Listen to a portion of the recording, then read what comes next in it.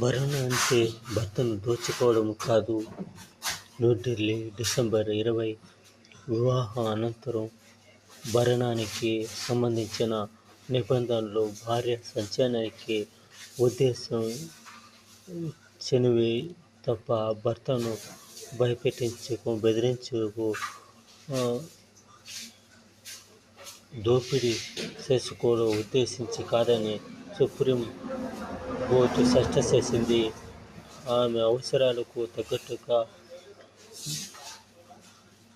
ఉంటుందని తెలిపింది. భర్తకు సంపద ఉంది కాబట్టి అందుకు తగ్గట్టుగా ఈ విధంగా భరణ అంటే ఈ సుప్రీంకోర్టు చెప్పడం తగిన రీతిలో ఇప్పుడు సంపాదన ఇద్దరికీ ఉంటుంది.